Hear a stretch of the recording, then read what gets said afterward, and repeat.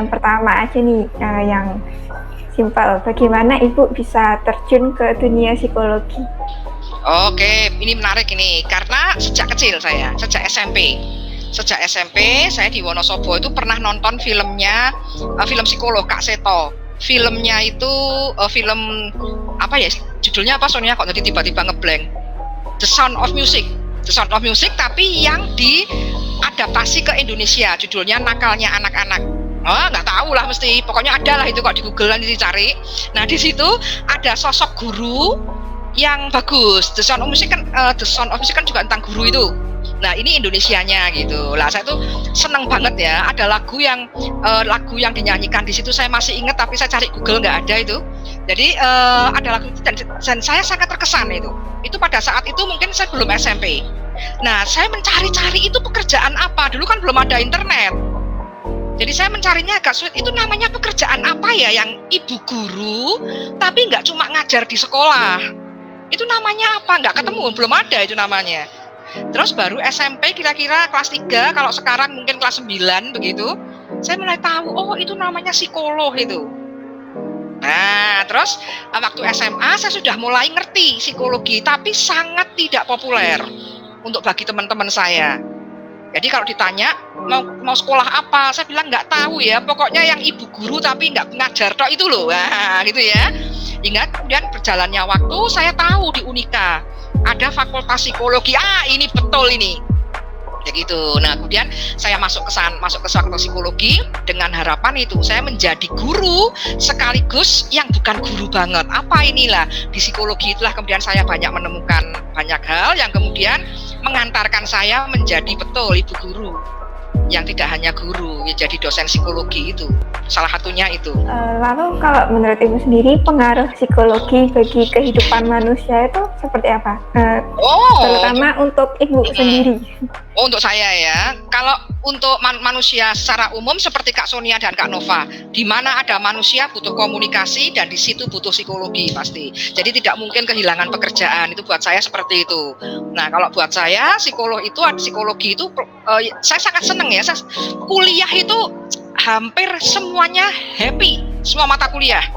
Gitu, nugas atau apapun happy karena memang saya seneng gitu ya, dan semuanya itu saya ini praktekkan dalam kehidupan sehari-hari karena saya memang cinta banget psikologi, tapi jangan sampai psikologisme ya. Psikologisme itu apa-apa pasti masalah psikologi, tidak selalu masalah manusia itu tidak selalu semuanya berkaitan dengan psikologi. Kadang masalah utamanya itu bisa masalah uang, ini psikolog lah yang bisa menemukan apa persoalannya. Dan saya pernah baca di Alkitab, intinya seperti ini, pokoknya saya lupa ayatnya di mana lah gitu ya. Pokoknya sepandai-pandainya manusia itu tidak ada orang yang lebih bijaksana dibanding orang yang bisa menimba isi hati orang.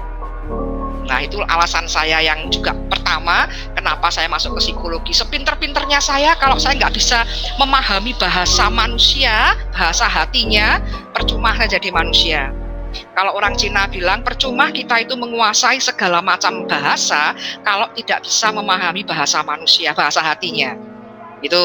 Jadi itu yang menguatkan saya jadi psikolog, dan itu penting buat saya karena nggak cuma untuk pekerjaan, tetapi di dalam kehidupan sehari-hari saya, khususnya berkeluarga bersama anak-anak, itu menurut saya manfaatnya banyak banget gitu. Kalau saya mendengar banyak orang yang konflik dengan anak-anaknya, itu jangan nyontoh saya cuma curhat aja nih ya, jangan nyontoh itu. Saya tidak mengalami konflik yang besar dengan anak-anak gitu, karena bukan saya benar, bukan, tetapi saya bisa cara menjelaskannya ke mereka itu nyampe kadang-kadang gitu. Jangan niru ya, ini hanya curhat aja. Jadi hanya curhat, jadi nyampe gitu. Dan nyampenya itu maksudnya kalau anak kemudian contoh mau penjurusan, kepengen IPA atau kepengen IPS, dan saya tuh bisa menjelaskan kenapa anak saya harus IPS. Nah ini kalau saya mungkin tidak bisa kalau tidak sekolah di psikologi. Karena sekolah di psikologi saya bisa jelasin.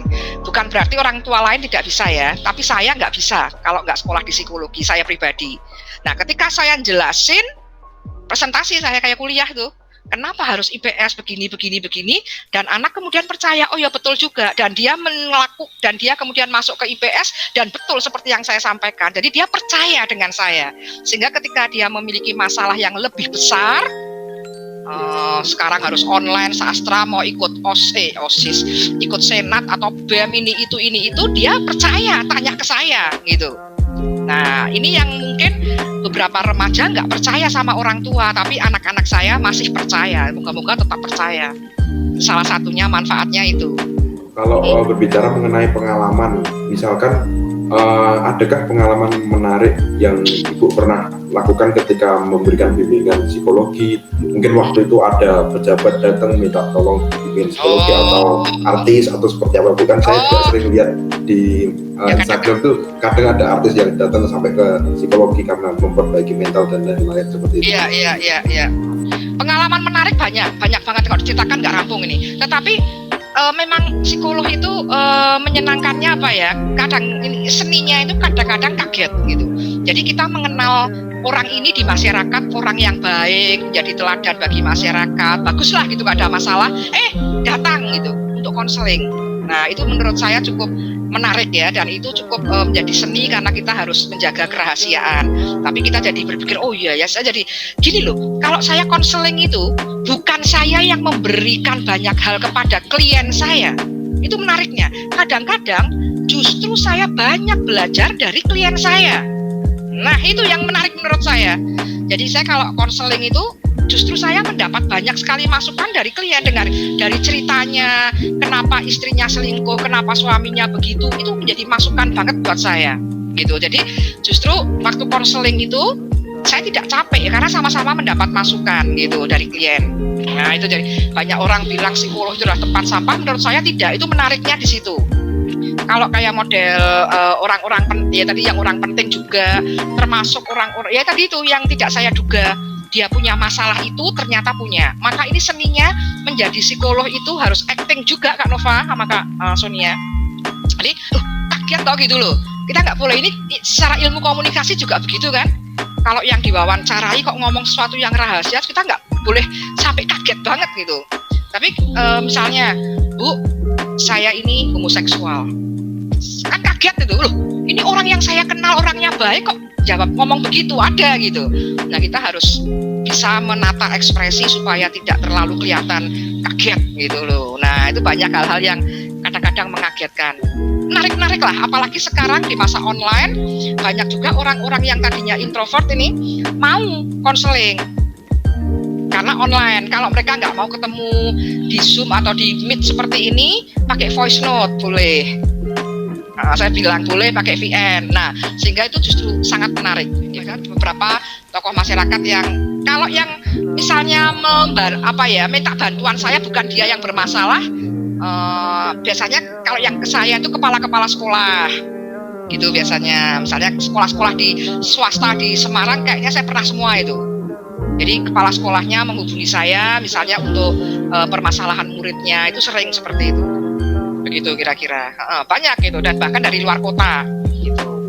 Di masa Covid ini justru saya bisa lebih banyak membantu orang yang di luar Semarang. Itu menariknya.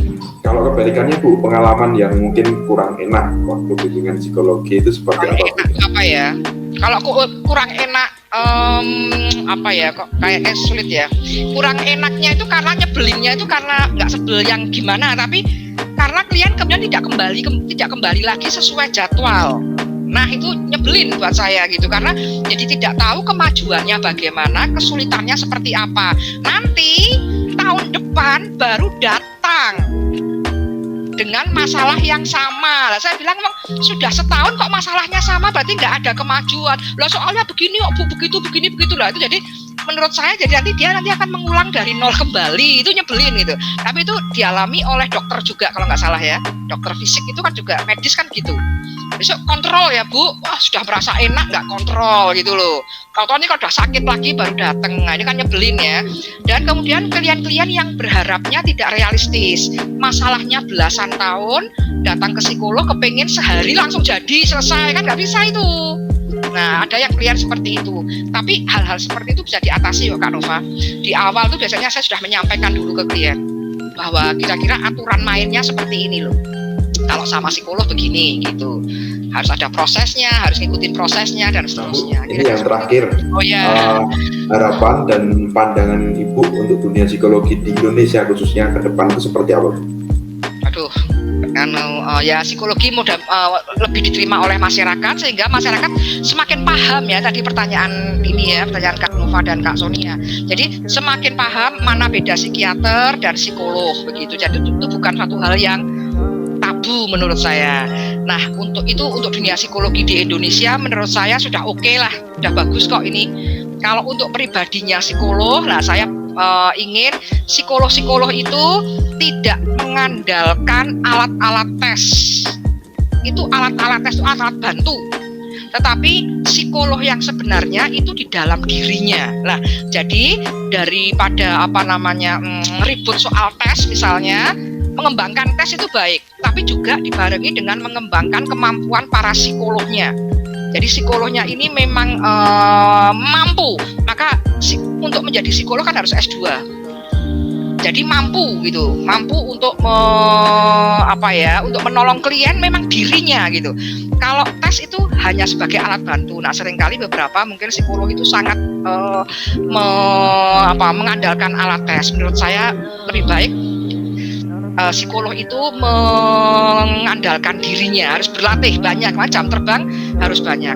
Dan alat tes itu tidak hanya alat-alat tes yang dibuat oleh seseorang di luar negeri, tetapi kita juga bisa menggunakan alat tes itu yang tersebar di alam semesta. Ada apapun di alam sekitar kita bisa katakan itu bisa menjadi alat tes. Nah, silahkan psikolog untuk membuat alat-alat ukur, alat tes berdasarkan alam semesta sesuai budaya Indonesia. Itu menurut saya begitu, itu bagus pasti. Itu berdasarkan Hono Coroko, wayang gitu-gitu itu perlu dikembangkan.